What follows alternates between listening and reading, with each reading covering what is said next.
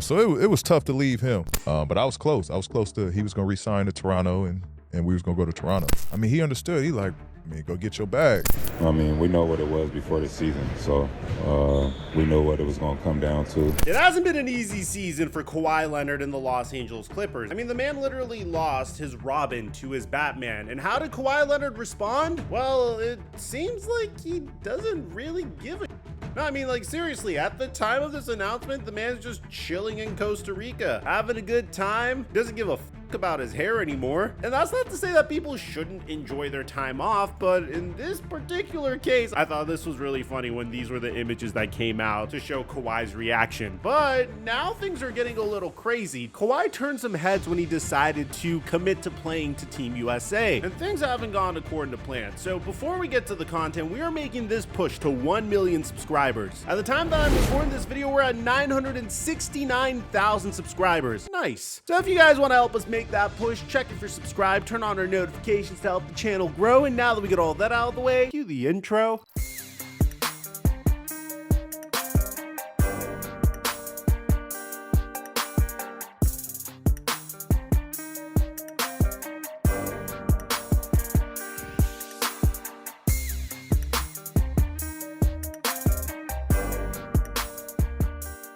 We've been making bank on Prize Picks by playing the WNBA games. I mean, the other night I made $300, and I post all of my picks for free onto my Instagram story. And all you have to do to join is go to the link in the description down below and click on the link, or download the Prize Picks app. Use my promo code FlightMike to get up to $100 in a deposit match when you sign up. And thank you, Prize Picks, for the sponsor. Mic check 1 2 1 2. What's going on, everybody? It's been a very difficult offseason for the Los Angeles Clippers, and particularly Kawhi Leonard. As a matter of fact, it's been a difficult few seasons for Kawhi Leonard. I mean, this man had the greatest 2019 season that you could ever have. In the very beginning of the season, everyone was memeing Kawhi Leonard for Greg Popovich essentially excommunicating him to Toronto. And they thought that Kawhi Leonard was just going to be banished for a season and that was going to be it. But Kawhi Leonard in that one season became the greatest Toronto Raptor of all time, leading the Raptors to their only championship. And then there was a huge decision that needed to be made. Was he going to stay with the Toronto Raptors or was he going to leave? He's always had eyes for Los Angeles, but apparently, according to Paul George's podcast, the two were considering teaming up on the Toronto Raptors.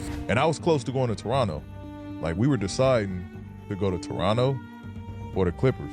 Ultimately, the Clippers put something better, a better package together, a better trade package together that sent me to LA.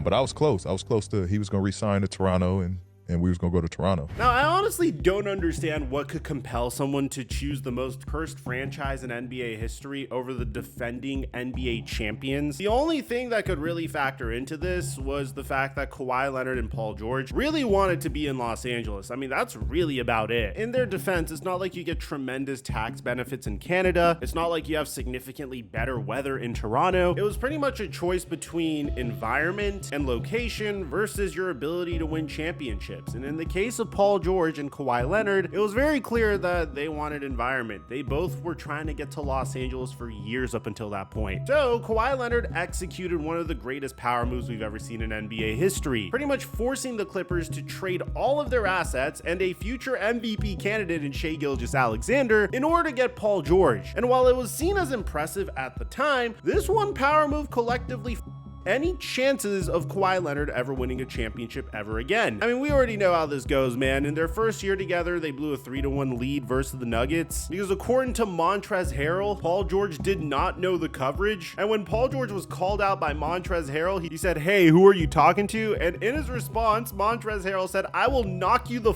out. You're tripping. You're wrong." But yeah, that seems like a very positive environment. That was the last year Kawhi and PG would be fully healthy. In year 2, they would make it to the conference finals, but Kawhi would get hurt. That injury would drag on to year 3, and the Clippers would finish 8th in the West. Then in year 4, both PG and Kawhi would get injured, and then in year 5, of course, Kawhi would get injured once again. This became a meme. Kawhi Leonard was consistently injured, but for some reason, in the most Clippers fashion possible, they decided to pay Kawhi Leonard so much money that they couldn't retain Paul George. And the reason I'm bringing this up is it ties into Team USA so much so, because Paul George shared how Kawhi Leonard reacted to him leaving to the Philadelphia 76ers. It was just like, man, listen, I think I'm gonna go elsewhere. Like, conversations with the Clippers didn't go how I wanted to. I kind of broke down how I told you guys how it all played out, and we had that conversation, and I was like, man, like, I gotta do what's best. And he understood. He like, man, go get your bag. Like, P, go get your bag. Like, I can't even be mad at you.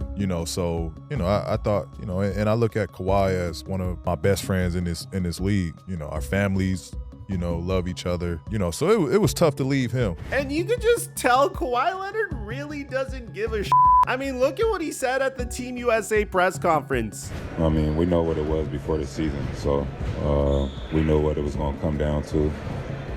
So we talked the whole way through. It's no surprise.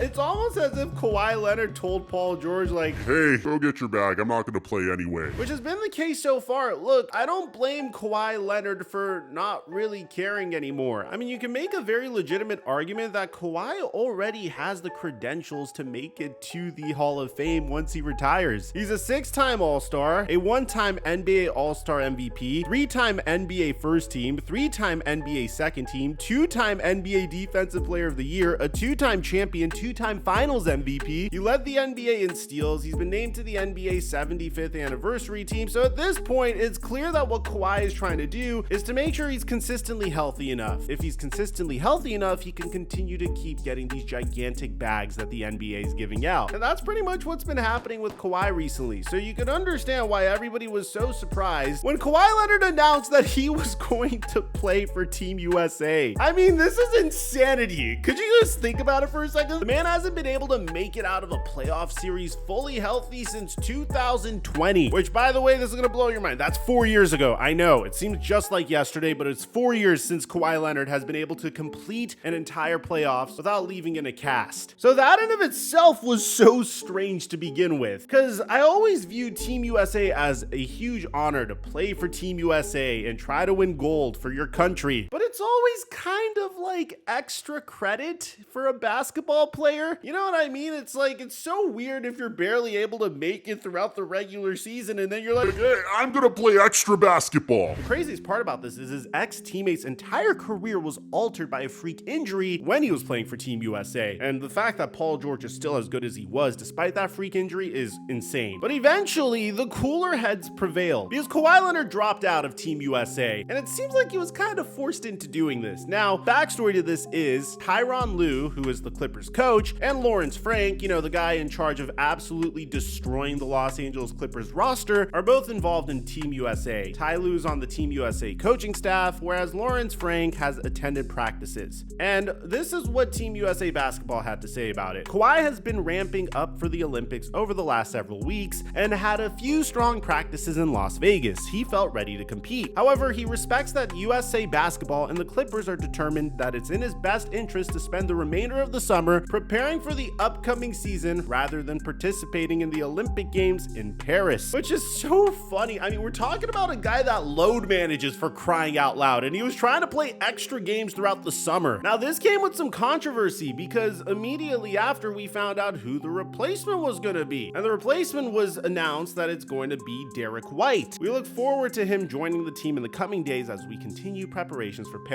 We'll get to Derrick White in a sec because there's some controversy around that, but the end of the statement was, I want to thank Kawhi for his commitment to the USA men's national team. He earned the opportunity to represent the United States, but USA basketball and the Clippers leadership felt it's important to allow Kawhi to prepare for the NBA season. It's just such a bizarre 180 from Kawhi Leonard because he says that he's been rehabbing his knee over the past 2 months and wasn't sure whether he'd be able to play until 2 weeks ago when he showed improvement. I took the time and I was able to turn around over the last 2 weeks. So I'm out here now and yeah, I'm having a good time. But yeah, Clippers, I know that we were in a make or break playoff series about a month and a half ago, but I feel good now. I think I could play basketball. So some inside info about this is people that are not authorized to speak publicly on the matter told the Times last week that there was concern about Kawhi Leonard's knee after Grant Hill, the managing director of Team USA, Steve Kerr, the coach of Team USA, and Lawrence Frank, the Clippers president of basketball operations, watched him work out at the Clippers practice facility recently. This is just so backwards, bro. Because in 2017, Greg Popovich and the Spurs were trying to to get Kawhi Leonard to play, Kawhi was pushing back on playing. This guy is notorious for being extra cautious whenever it comes to his injuries, and here he is trying to push so he could play in Team USA. Honestly, I think it's because he just wants a gold medal, because that's the only hardware that has eluded him. But there's even more controversy to this. NBA fans are really upset over the fact that Derrick White was selected over a player like Kyrie Irving. But I'm personally more shocked that Derrick White was selected over Kyrie Irving, and probably most importantly over Bronny James. I mean, how do you not select Bronny James for Team USA basketball? Bronny has demonstrated that he deserves it. As JJ Redick once said, Bronny has earned this, right? Bronny talks about his hard work. Bronny has earned this through hard work. And Bronny wouldn't be handed Team USA at this point. He's demonstrated that he has the potential to play and compete. He could bring the defensive versatility as a 6'4" guard in shoes. Oh wait, what? He's 6'1"? Oh. Jokes aside, love you, Bronny. Hope you succeed for the Lakers this year. The reason why Derrick White was added to Team USA is, one, Team USA historically gets their is kicked by opposing guards, and two, Derrick White is not going to complain about a lack of playing time. But I could understand why people felt like Kyrie Irving was way more deserving. But people are also mentioning how Jaylen Brown happened to post these 3 emojis the moment Derrick White was announced as the replacement. And I will admit, it is definitely interesting to choose Derrick White over Jaylen Brown. But I also find it kind of funny because the Boston Celtics have been dealing with a lot of this type of stuff recently. I mean, Eastern Conference Finals MVP was Jaylen Brown. NBA Finals MVP was Jaylen Brown. Selected to Team USA was Jayson Tatum and Derrick White, but not Jaylen Brown. I wonder if this is all just to try to pin Jayson Tatum and Jaylen Brown against each other, which obviously isn't the case, but it's just so interesting that they would choose Derrick White over Jaylen Brown. But I don't know. Let me know in the comment section down below. What do you guys think about all this Team USA drama? I personally found it hilarious that Kawhi Leonard was trying to play to begin with, but apart from that, in the NBA, a huge trade is coming. Lauri Markkanen could completely alter the course of the West depending on if the Warriors or Spurs trade him. But the Utah Jazz might have something else up their sleeve. We've spent 18 minutes breaking this entire thing down. I'll leave a link to it in the end screen in front of you. And aside from that, I'm your boy Mike, and I'm dropping our mic until our next upload.